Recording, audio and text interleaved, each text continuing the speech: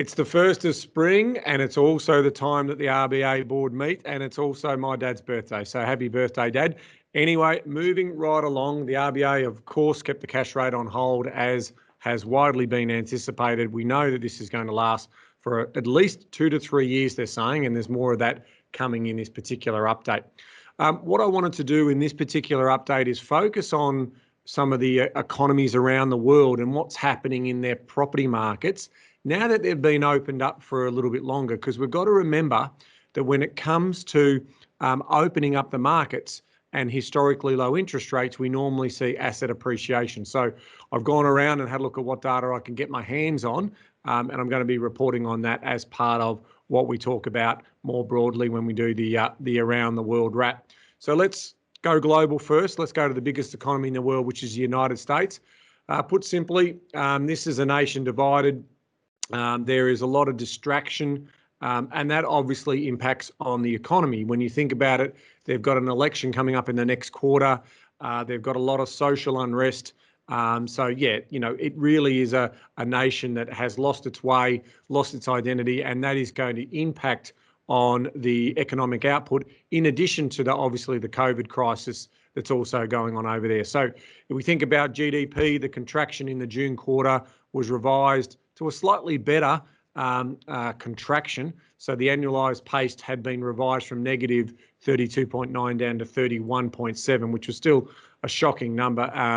And it obviously is still a sizable contraction. So just remember, it's actually the first day of the month, so we haven't seen a lot of August data come through. So a lot of the data that I might be talking about might still relate back to July as opposed to some of the August data, which will be coming out over the coming days and weeks. So focusing in on that, I want to talk about the employment story in the US. So employment recovered in July, but growth slowed considerably compared to June. So non-farm payrolls rose 1,760,000, and that's obviously a good movement, but in terms of the increase on June, it was 4.89 million. So the overall unemployment rate fell to 10.2% in July from 11.1% in June. Average hourly earnings posted a surprise 0.2 increase. So that means that wages lifted a little bit following a 1.2% decline in June. And the participation rate edged lower from June, falling 0.1 percentage down to 61.4. So less people potentially looking for work. And that's probably on the back of obviously a second wave or a continuation of their first wave, where mobility and some cities and states closed down and restricted movement as the virus continued to grow. The July results was ahead of consensus of 1.5 million increase. So they got that 1.76 million, but just also highlights the bumpiness ahead in terms of the US labour market. And that's going to be a consistent story right around the globe as we battle with the health crisis first, and then we try and open up and ratchet up the economy where we can. But when the health crisis starts to pick up again, we've got to re-ratchet it down and then ratchet it back up. So in summary, in terms of the employment, so far 9.3 million jobs have been recorded from the 22, have been recovered, I should say, from the 22 million that were lost since the onset of the COVID-19 pandemic. And if we look at the latest data that I could get my hands on, initial jobless claims held above the 1 million for the second consecutive week, although they edged down by 98,000. They are sitting at 1,006,000, ending on the week of August 22. So that just gives you a sense of the challenges there. As I mentioned earlier, I wanted to focus in on the property story in some of these countries around the world, some of these developed countries around the world. So I've got some data, some positive data out of the US. So I just wanted to share those with you in terms of what's happening over there. US home sales rose at a record rate for the second consecutive month in July, where they expanded 24.7% in July to 5.886 million, following a 20.2% increase in June. The housing market has been an unexpected bright spot during the pandemic, with monthly existing home sales now above their pre-pandemic levels. So for whatever reason it is, people are potentially maybe looking for their own shelter and are interested in buying homes. let's look at some further data. Some more data from July. The number of home sales surpassed the 5.76 million pace recorded in February. Sales have been supported by low interest rates. We talk about what that does in terms of people's ability to borrow, increased demand for larger homes, with some real estate agents having attributed increased working to the home arrangements. So people basically looking to buy houses that have got their own studies in them as people move to a work from home type model as well. So that is positive. Pending home sales rose 5.9% in June and were 15.4% higher than a year ago. Housing market activity has picked up significantly from their pandemic lows. In terms of moving further into this property story, confidence amongst US home builders rose for the third straight month in August, equaling its record high. The NAHB Housing Market Index rose faster than expected to 78 in August from 72 in July. Respondents to the survey noted strength in the market from single-family detached dwellings. Housing starts rose 22.6% in July, following a 17.5% rise in June. At just under 1.5 million new home starts commencing construction, the level of new building is still below pre-pandemic levels. However, activity is catching up quickly with double-digit monthly percentage increases in each of the past 3 months. And finally, housing permits rose 18.8% in July after a 3.5% rise previously, which is suggesting that the pipeline of construction will remain solid. So that is a good news story when we talk about the property market in the US. Looking at China, let's look at some of their economic data first.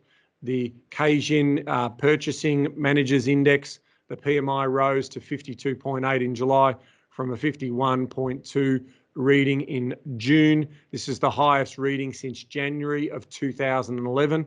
So very much an expansion in the purchasing area. Their services PMI index fell from 58.4 in June to 54.1 in July. But again, remembering that above 50 for 3 consecutive months is also signalling expansion in the services PMI index in China. So that's the positive news in China, but we're not quite there in terms of the economy completely bubbling along just yet. The recovery in the industrial sector continued in July, but weakness in retail sales raised further concerns about the outlook for consumer spending. Industrial production rose 4.8 in annualised terms in July, the same pace as in June. Retail sales declined by 1.1 compared to a year ago, missing consensus expectation of a 0.1% increase, but better than expected in terms of the 1.8% fall recorded in June. Fixed asset investment was 1.6% lower for the first 7 months for the year compared to the same period last year, up from negative 3.1 over the first half of 2020. So some mixed numbers there.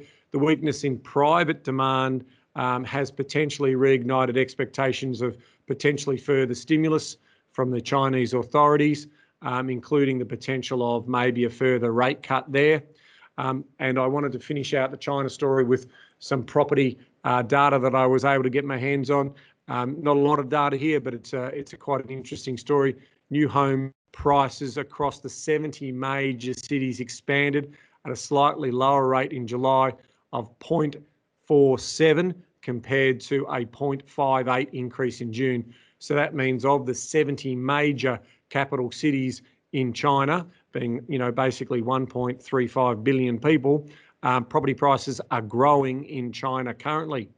Let's turn our attention to the United Kingdom, focusing in also on the fact that they've taken the view of reopening their economy and managing the COVID virus in terms of just being safe and everyone being self-accountable so they can get their economy moving. We've got some interesting data coming out of there. The final reading of the Martic manufacturing PMI index showed that activity rebounded further in July as they opened up. The final reading was 53.3, slightly down from the preliminary estimates of 53.6, but up from the 50.1 in June. In terms of their CPI, CIPS services PMI rose by more than expected, 60.1 in August from a 56.5 in July, as restrictions were gradually lifted and the economic activity improved further during the month. Manufacturing PMI also improved, rising to 55.3 in August from a 53.3 previously. Other data showed that retail sales, ex-petrol, rose 2% in July, improving further after a 13.4% spike in June as they also came out of their lockdown. In terms of their monetary policy, the Bank of England settled unchanged, holding interest rates at 0.1 of 1%, and quantitative easing sitting at $745 billion, or pounds, I should say, in terms of stimulating that economy. Near-term forecasts were upgraded, with the unemployment rate now expected to peak at 7.5%, at just under 10%, from just under 10% previously. So that is a significant improvement in terms of the outlook for the UK economy. But the consequences of that is obviously that their health story will probably deteriorate as more people succumb to infections of the COVID-19 virus. Turning to their property story, the rebound in the housing market continued in July, according to the REINZ, which is the House Price Balance Index, rose by more than plus 12 in July from a negative 13 in June, signalling that house prices rose over the month for the first time since the pandemic began. So again, another example of a property price market moving. So you've got strong demand in the US, you've got property prices growing in China, you've got property prices growing in the UK. And now let's look at our closest neighbour, the long white cloud, New Zealand. So the REINZ house price index surged 24.6% in annual terms in July, up from 7.1% in June. July was the first full month in which the country was, out of its Alert 1 level, and resulted in a release of pent-up demand as activity returned to normal. So that is a positive news story there. Other data released showed that sentiment in the manufacturing sector rebounded further in July as the country enjoyed minimum COVID-19 restrictions. The manufacturing purchases managers index edged higher to 58.8 in July from a 56.2 in June. Concerns over the emerging cluster in Auckland have dented optimism in the short term, but overall that just shows you what's going on. So there you see also New Zealand property prices and pent-up demand is also showing up there. And when we get to talking about the Australian property story, we're also seeing some markets where property prices are actually growing, and obviously in those states and territories where property markets are being challenged. But that just goes to show you, when the economy does open up and when you see historically low interest rates and you've got that mobility and things improving, not everybody is impacted by COVID-19, and those people who aren't are getting on with the jobs of living their lives. In terms of the equity markets, this has been an incredible story.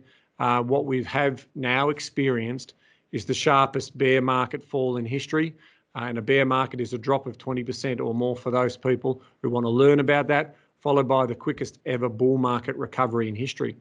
The S&P 500 on the New York Stock Exchange, from a previous peak, so their previous peak was February 19, 2020, it fell 34% in a little over a month before embarking on this 50 plus, so it's greater than 50% rally over the next 5 months. So it has been an incredible run. The Australian market hasn't performed as well. It has rebounded 35% from its lows, the ASX 200 over the last 5 months, so it certainly hasn't done as well as what's happened in the US market. But investors have voted with their wallets to continue for this, and concluded that there will be a life after the pandemic and things will go on. The pandemic will end.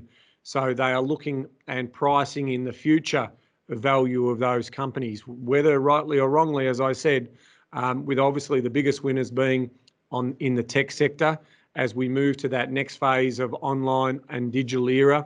And this includes obviously a greater reliance on online shopping, more convenience, and obviously these technology advancements have been doing that lifting. So you could separate pretty much all technology areas where there's been an absolute boom, and old traditional industry has been quite sluggish, but certainly those technology stocks have done incredibly well, both offshore and here in Australia as well. Now let's turn our attentions to the Australian update. There has been obviously a lot of things happening over the past month and a bit in terms of our health crisis, and we've definitely seen what's been changing here. And I summarise this in a way of, in the past we've often referred to two-tier economies in Australia. When we had the mining boom, we talked about the mining boom as being one tier of the economy, and then the real economy being the second tier. And that's sort of how we've talked about it. When the real economy wasn't moving as well as the mining economy was, we had this sort of two-tier arrangement. Well, the same can be said today, where effectively we've got a two-tier economy. We've got those states where they are open to a degree. They still have their borders closed, so it doesn't mean they're necessarily thriving with tourism and those types of things, but we really do have the open economy and the closed economy, that is Victoria. And the interrogation lamp is rightly pointed in on the Victorian government in light of the hotel quarantine program, and obviously the stage 4 lockdowns that started on the 2nd of August for 6 weeks and hopefully finish on the 13th of September as we start to see the infection numbers go down. The impact of a lockdown like this is likely to reduce the Australian GDP by 2.5% in Q3. The government is now expecting unemployment to now peak at 10% rather than a 9.25% estimated by Treasury in the July economic and fiscal update. The Prime Minister, Scott Morrison, has indicated that around 250 to 400,000 jobs could be stood down during these stages, which is fair and reasonable. Looking at some of the forecasts, ANZ are forecasting GDP will rise by 0.6 in the third quarter, down from an anticipated 1.8% before the stage 4 restrictions were announced. And fourth quarter GDP is now expected to rise to only 0.8, up from the earlier anticipated 0.4. So they expect that there will be some pent-up demand that will come through into Q4. A lot of other economists are saying that they believe that there will still be a negative September quarter, and then the bounce will come hopefully in the December quarter, subject to how well we look after the health crisis and the spread of the virus. During the month of August, we saw the statement of monetary policy being released by the RBA. There were some important takeaways in there. I'll try and summarise those if I can. The good news was the RBA noted that the economic contraction over the first half of the year was smaller than anticipated. So because we got on top of the infection rates, we had that little ability to see the economy open up for those months earlier than expected. So that was an improvement. However, the pace of the recovery is expected to be slower as we manage these waves of infections that are going to continue until a vaccine is made widely available. In terms of the GDP forecast, the heightened level of uncertainty in the market for the economy means that the RBA has considered the outlook again in terms of 3 scenarios. The baseline scenario, so their most probable scenario, is the one I'm going to be talking about. The Australian economy is expected to shrink by about 6% over 2020 before growing by around 5% over 2021 and a further 4% over 2022. The forecast for 2020 is unchanged from its previous statement of monetary policy that we got back in March, while the forecast for 2021 has been cut by 1% because of this management or the virus getting out of control down here in Victoria.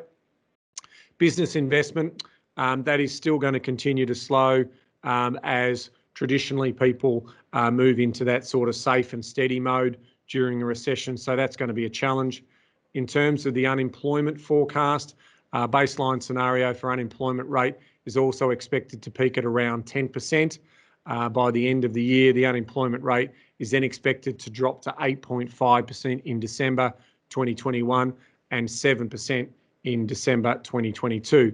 Now, considering that full employment is around that sort of 4.5%, we still have a little way to go there. In terms of inflation, the annual rate of headline inflation in terms of the baseline scenario is forecast at 1.25% in December 2020 and 1% for December 2021 and 1.5% for December 2022.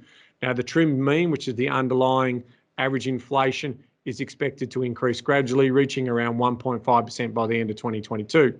Now, remembering that the RBA wants it in the bandwidth of between 2 and 3%. So this ultimately means that there's still going to be a long way to go before we see interest rates go up anytime soon.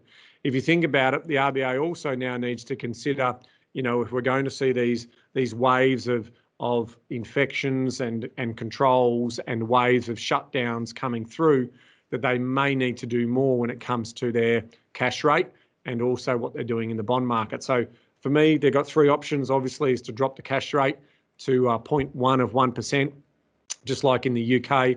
They can intervene further into the 3-year bond market by managing that yield curve and trying to get that down to 0.1 instead of 0.25. And the final thing that they could look to do is that they look at intervening on the long-term bond market rates by reducing those yield curves as well. So maybe the 5 or 10-year bond curve, they can also do that. Now, they're unlikely to move to the traditional quantitative easing model, which is negative interest rates and printing more money. They are saying it's highly unlikely, but it's still available to them if they need to get there.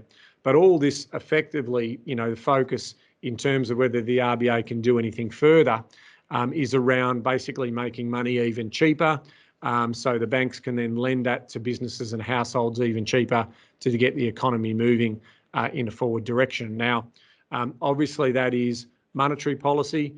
The government still needs to do a fair bit more in terms of fiscal policy, and we'll learn more about that when we get the budget update in October. In terms of their forecast, coming back to the statement of monetary policy, the Australian dollar, the RBA indicates the Australian dollar is now in a range that is broadly consistent with the fundamental determinants. And what basically it's suggesting that the RBA is not uncomfortable with the Australian dollar recent appreciation, and they are seeing it, which it rose effectively from 17.5-year low of 0.55 in the US dollar in March 23 to a 14-month high of just over 72 US cents. So that's important to note. They continue on to say that they see potentially over the next 9 months that the Aussie dollar might go as high as 80 US cents. That's great if we can travel, but we can't. So at the moment, we just need to understand that, that's on the back of obviously Chinese appetite for our raw materials, namely our iron ore, and also on the back of the stimulus program that's being rolled out in the US in terms of their quantitative easing and printing money policies and what's happening in terms of the deterioration of the US economy. That's why we're performing very well against the US dollar. All right, so that sort of summarises the statement of monetary policy. I want to then start to think about, all right, let's look at the consumer, what's happening with that consumer. And you can almost sense what's happening with retail spending and the consumer by just watching the consumer sentiment, and that's being released every week. And as the confidence is improving as we get on top of the spread here in Victoria, we can start to see consumer confidence growing, whereas obviously the outbreak in New South Wales and the small outbreak in Queensland, you can see people getting a little concerned about that, and that's only a natural reaction. So when we are talking about retail spending, because we can't travel and we're not spending offshore, we are spending a lot, except for Victoria. So that is a classic example there. So retail spending rose 3.3% in July from the preliminary data from the ABS. So that's a measure of the 80%. We'll see the data being confirmed later this month.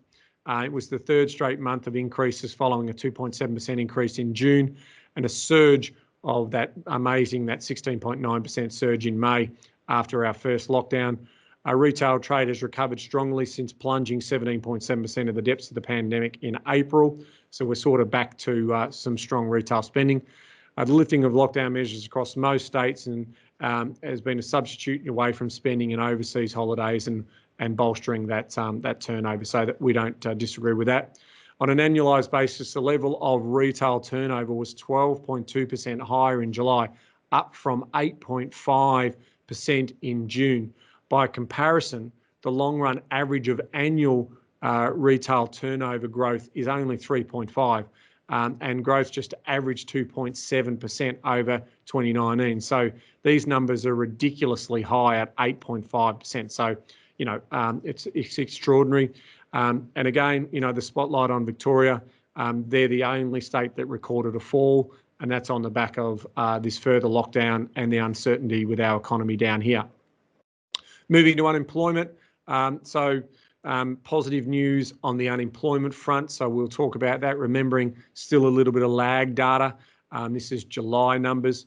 There was a bump in the month of July. More Australians found work despite the escalating infections here in Victoria. Unemployment surged 114.7 thousand in July, and that's the second highest monthly increase on record, trailing only the 228,000 increase registered in June. So two big bounce months there. Nonetheless, unemployment remains 532,000 or 4.1% below its February levels. The unemployment rate continued its upward trajectory as more Australians entered the labour force. There was a 0.1% increase in the unemployment rate to 7.5 in July, and the highest since November of 1998. But remembering that the true unemployment rate, when you're factoring everything in, is probably more in tune to that sort of 12-13% mark at the moment. The participation rate recorded another increase to 64.7 in July, which was up from the 64.1 in June, as more people continue to join join looking for work in the labour force. Other measures of the labour market were encouraging. This one's the one we wanted to focus in on, and the RBA is really focusing in on, which is hours worked increased by 1.3% in July after rising 4.2% in June. Unemployment decreased for the third consecutive month from 11.2% in July, further below the peak of the 13.8 in April is what they're sort of saying. But the reality is we want to get that working, those jobs and hours worked moving higher, so we can move the economy along. The further rebound in jobs and hours worked is that encouraging sign. So we've got to see how that looks. But remembering, we're going to see an impact of the Victorian stage 4 lockdown in terms of number of hours worked and the increased number of unemployment.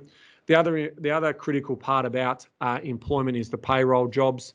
So they fell by 1% over the month to 8th of August. And so the lockdown measures are continuing to see that. So employment fell 2.8% in Victoria over the month to the 8th of August. So sectors in Victoria exposed were really, the sort of job losses, which is accommodation, food services, employment, fell 10.8% over the 4 weeks, as did recreational and art were down 8.8%. So that's where the weakness is in. There's some weakness in the New South Wales labour market as well. Payrolls fell by 0.7% over the month to the 8th of August, with broad-based sluggishness across all sectors. So that's a problem. Positive news for South Australia, where we saw growth of 0.7 and Tasmania growth of 0.6. They were the states to record increases over the 4 weeks to the 8th of August. The ACT recorded a 2.2% decline over the period. Employment falls were muted elsewhere. So again, a 0.2 decline in Queensland, 0.3 fall in Western Australia, and a 0.8 decline in the Northern Territory. And that sort of just sums up basically where we see the employment market. And we're going to, as we manage through this health crisis, we're going to see these waves until we get to the other side in terms of the vaccine improved in treatment programs that we're seeing through the health services. Consumer confidence and sentiment. So again, on the back of the challenges here in Victoria, we saw consumer confidence fall 9.5% to a 79.5 in August, approaching the levels that we saw in confidence around April and the nationwide crackdown. So the sharp drop in confidence was led by New South Wales and Victoria, and that was on the back of those outbreaks. So it just goes to show you that week-to-week propositions is what we're looking at here. So when we see good numbers, and we are definitely seeing the curve being reduced here in Victoria, we're starting to see that come back in terms of consumer confidence and that mobility. Let's look at business confidence. same principles apply. Business confidence index rose to 0 in July from a negative 0.8 in June. And again, that was pre the stage 4 lockdowns in Victoria and the emergent cases in New South Wales. So you'd like to think that business confidence is still being sort of battered about a little bit whilst we continue to manage this health crisis. July survey shows operating conditions outside of Victoria appear to have improved. However, businesses around the country are keeping a close eye on the developments, and we see this persistent trickle of cases in New South Wales and also the emergence of cases in Queensland. So that's going to be challenging, which also leads into capital expenditure. So private capital expenditure fell 5.9% in the June quarter. Now, remember, that is retrospective, so don't panic too much about that. We knew it was going to be a horrible number, and it was the biggest quarterly decline in over 4 years. CapEx in services declined 8.4%, which is the largest quarterly fall since June quarter of 1993. Again, we are looking back, not forwards. Now, in terms of forward looking, we're sort of seeing around a sort of -5% decline in planned investment spending. So we do need to improve that. And that just goes to show you that one of our biggest challenges here is if we can't open up and we can't get mobility and people can't move, then businesses are going to be challenged in that respect.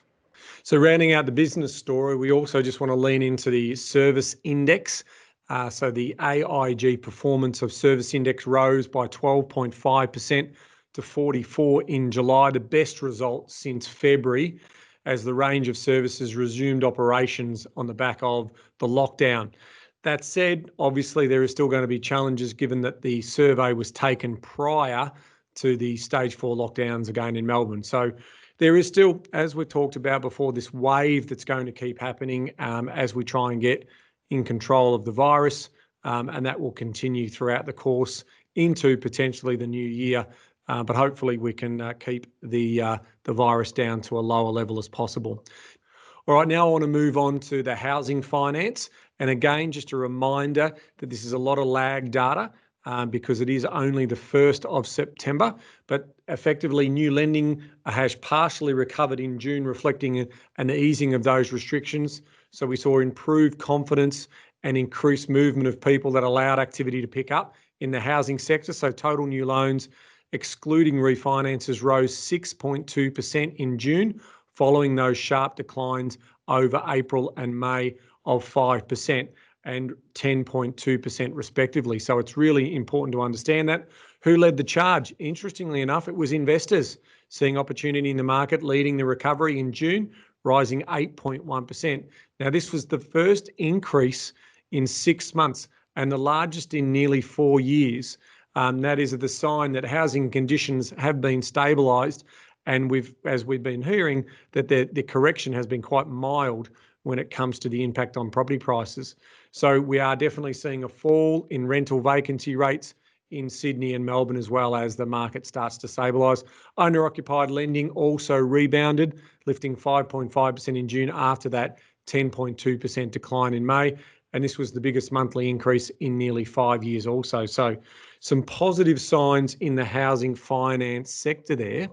We're moving on to construction and the construction indexed. So the benefit of the construction sector being deemed as an essential service during the lockdown meant that in terms of the activity over that sort of June quarter, we did see it only falling 0.7 for the quarter, which was a lot better than most of the economists had expected. Some sectors were more resilient than others. The biggest surprise came in the strength in the private engineering construction, which rose 8.6%. It was likely driven by mining activity, which is definitely holding up. That mining sector is doing quite well during the pandemic.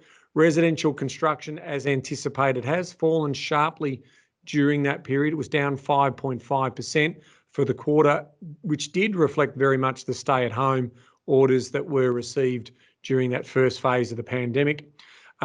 There are some headwinds. We all know about that, and that's why the government have announced their home builder scheme.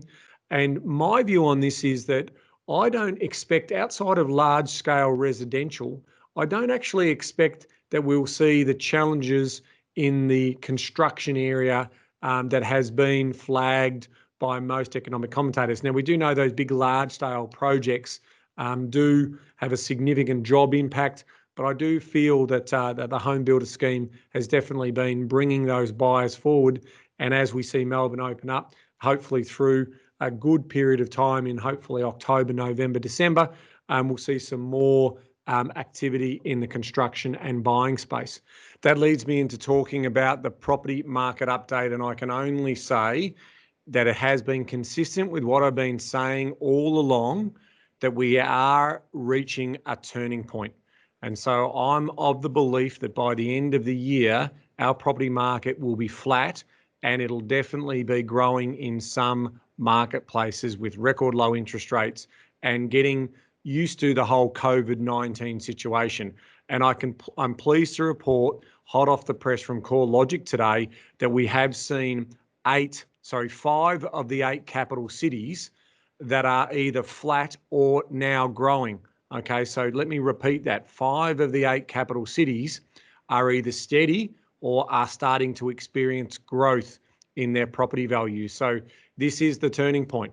And I've also been consistent in saying to people that there was a lot of pent-up demand and everyone was sort of waiting to see what happens in September. Well, now we're basically in that situation. So let's do around the grounds. Firstly, with Adelaide. So that market was flat for the month. So that is no change in property values there. And again, this is the macro level. Of course, there are markets within markets, and there are definitely some suburbs in Adelaide that are experiencing growth. And of course, there are suburbs in Adelaide that are experiencing a downturn as well. Perth is also flat. Hobart increased by 0.1%. Darwin increased by 1%. And Canberra was also up by 0.5%. And the regional areas around Australia were flat. Now, what does that tell you? That tells you that there is a direct correlation between mobility, social distancing, lockdown, which obviously then impacts sentiment. And then if in those particular markets where you've got mobility and you've got no cases of COVID-19, you're basically seeing property prices stabilise and potentially grow. So nationally, we did see a 0.1% fall across the nation in terms of Australian house prices.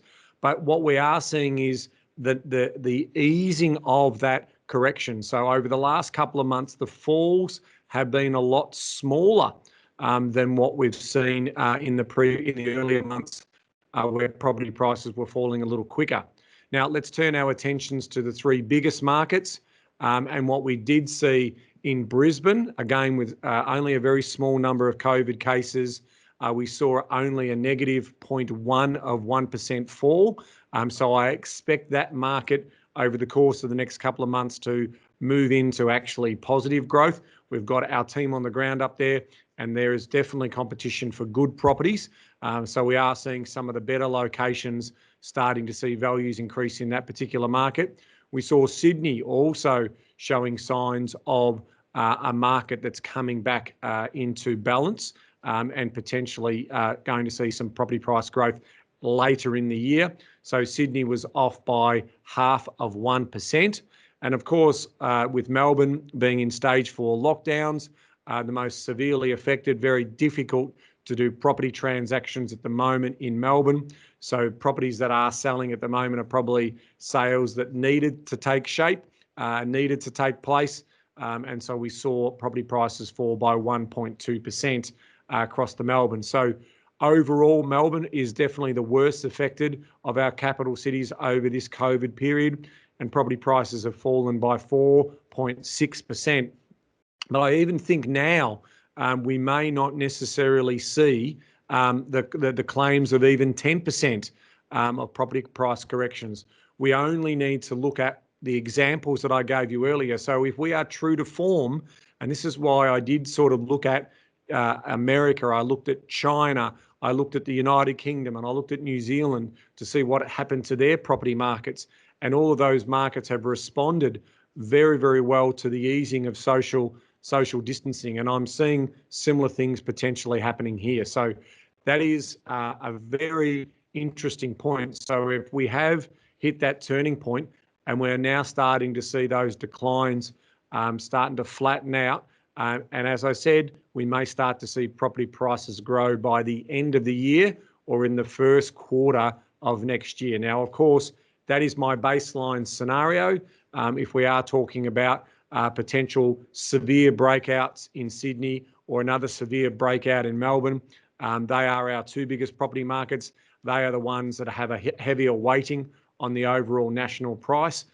So that's why we might not see that. But if we do contain the virus and we get on with our lives and get on with buying and selling property, I do suspect that the pent-up demand that we have seen from first home buyers and now people who are saying they're going to wait to see how much property prices will fall, well, if those property prices aren't falling, we could see a wave of new demand coming into the market, which would be positive for property prices. So that's my wrap for the September update, the economic update.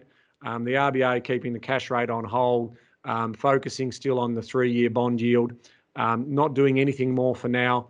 But certainly if property prices stabilise or start to grow, the wealth effect could take shape, and that's a positive sentiment story more broadly for the Australian economy and obviously for construction jobs and the like. So interesting times. The next couple of months will see us play out as we enter into the spring selling season. So if you're looking to invest or buy property, start doing your research now. It's really important that you make sure you do your analysis. There is still some marketplaces that are going to be oversupplied and property prices could still be correcting in those particular markets. But there's obviously evidence that property prices are growing in other marketplaces as well. So if you want expert assistance in that process, you know, as Empower Wealth customers, you can come and see us and have a free consultation with us at any time to talk about your hopes and dreams when it comes to property. Or if you are looking to do it yourself and you want to do that independent research, then please check out selectresidentialproperty.com.au. That is our research division. We've got some great analysis tools such as dsrdata.com.au. We've got locationscore.com.au. We've got suburbgrowth.com.au as excellent research tools that can get you understanding in terms of what's happening in particular marketplaces if you haven't already decided about where you want to buy. Thanks for watching this month's update. I look forward to catching up with you again in early October as we update the property market and also the economic situation across Australia. Thanks for watching, and remember, knowledge is empowering, but only if you act on it.